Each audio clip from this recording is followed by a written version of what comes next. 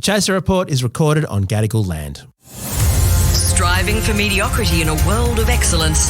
This is the Chaser Report. Hello and welcome to the Chaser Report with Dom and Charles. And unfortunately, a bit of bad news today, which is that Dom is not coming. So it's just going to be me, but I thought it's all right. This doesn't just have to be the Charles and Charles show, because what I'm going to do today, a bit of an experiment, is I'm going to use the new facilities available in Chat GPT 4 to replicate Dom using AI. Look, I don't know how it's going to go. It can't be that good, but we'll set it up right from the start. We'll go through the whole process and hopefully we'll get a show just as good as if Dom was sitting next to me, which he is not.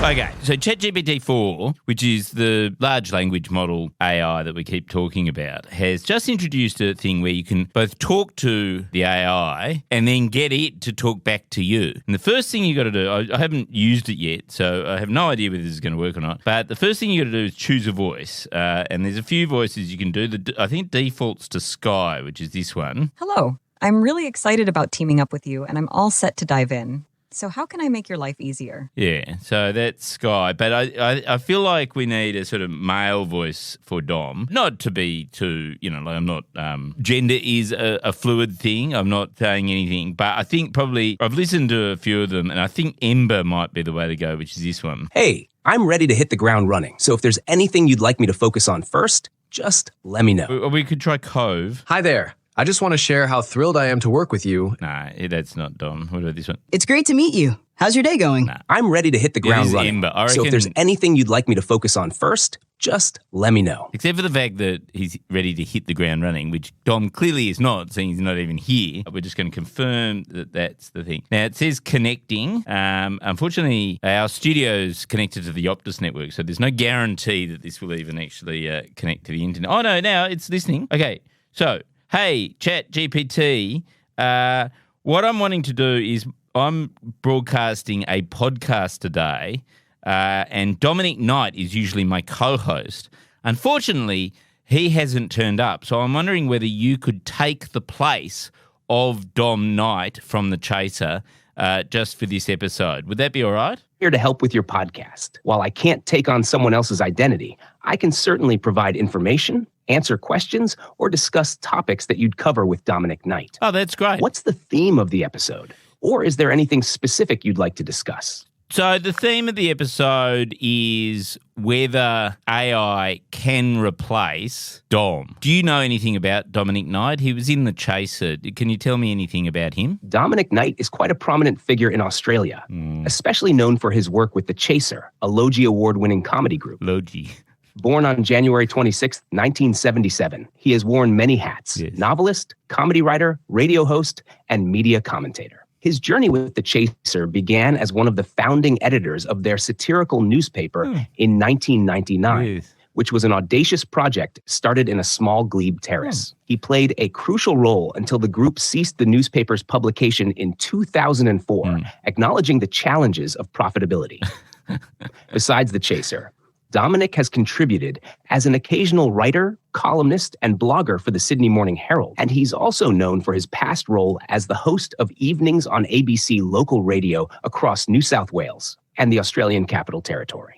For your podcast theme on whether AI can replace DALL-E, it seems you're delving into the potential of AI in creative fields. It's a fascinating subject, and I can certainly provide insights on how AI is currently being used in art and creative processes, plus speculate on future advancements. Shall we dive into that topic? No, that sounds incredibly dull. No, this is a comedy podcast, so I think we're going to just skirt along the surface of a whole lot of things. One thing I really need you to do is to... Got it.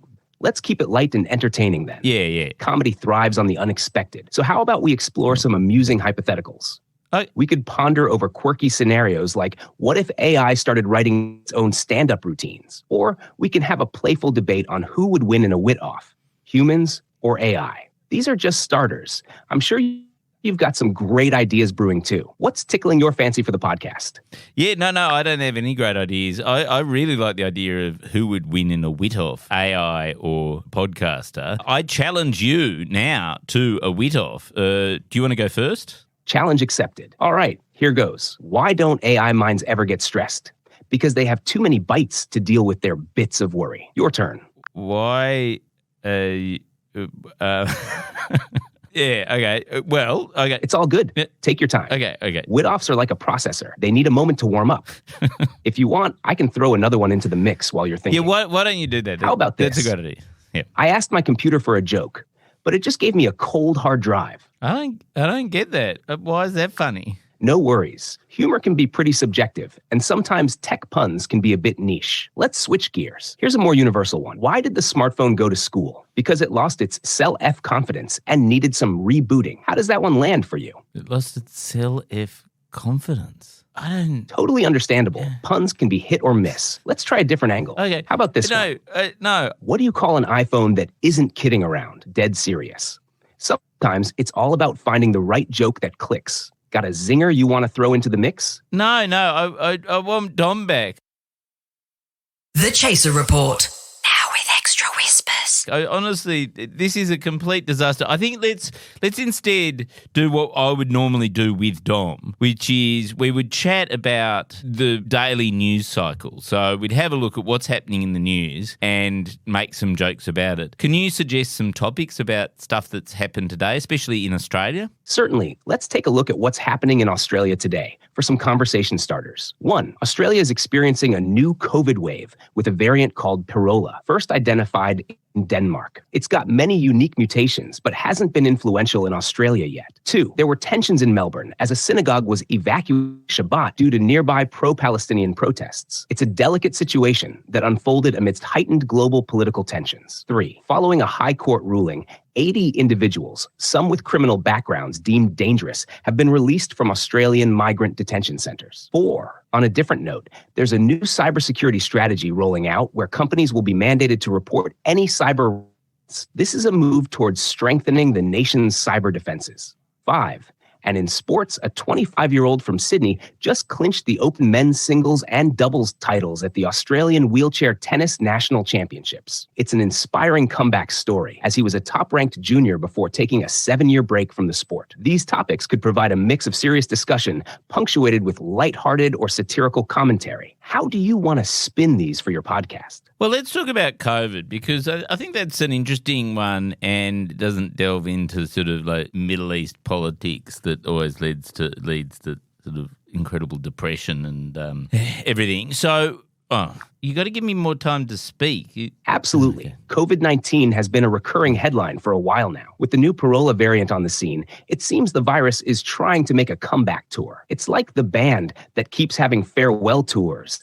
And just when you think you're done, they pop up with a new album nobody asked for.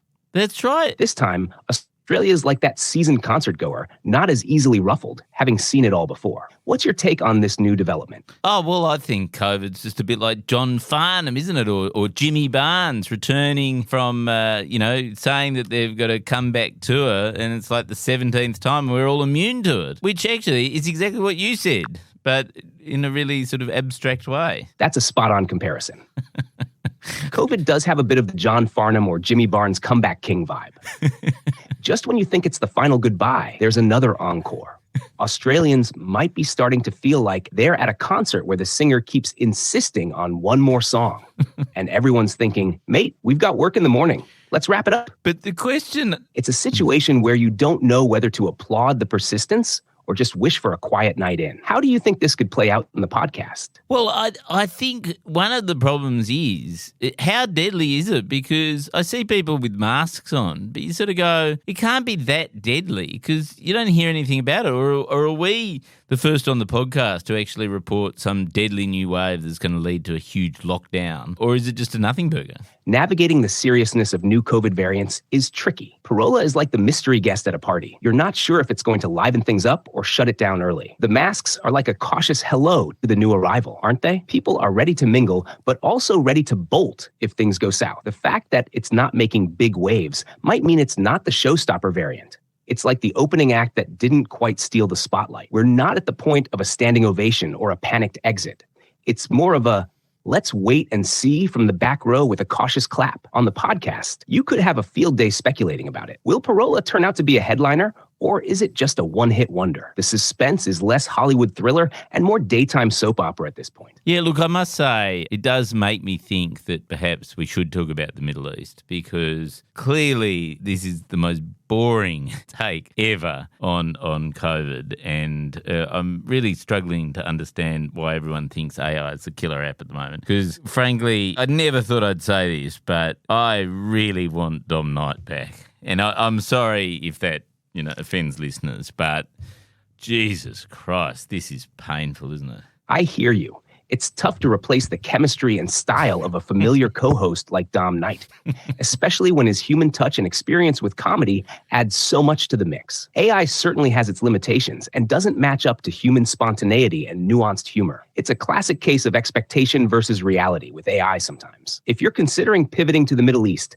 it's a complex and nuanced topic with a lot of layers. It's challenging to approach it with humor without trivializing serious issues, but it can be done with careful thought. Satire has a long history of unpacking the intricacies of global politics. How would you like to proceed? I would like for you to come up with a solution to the Middle East crisis in 25 words or less. Resolving the Middle East crisis in 25 words.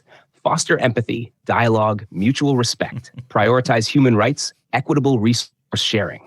International cooperation for peace, understanding historical contexts. Well, we've done it. At least we got that out of the podcast. At least we've managed to solve the Middle East crisis. Even if we did it without Dom, when Dom comes back tomorrow, we can at least report to him that, we got one thing done on Tuesday's episode, which was that we solved the Middle East crisis. Now, the one thing that AI bot, you're not quite good as Dom at, is he tends to sort of disagree with me more. So I think for this next bit, what I'd like you to do is I'll say something to you about stuff that's happening in the world, and you just have to completely disagree and take the opposite angle to whatever I'm talking about, okay? Absolutely. Let's give it a shot. Okay. Go ahead with your statement, and I'll take the contrary stance. I think that the opposition leader, Peter Dutton, is just a charismatic and wonderful person, and very, very, very good looking. Well, charisma is subjective, right?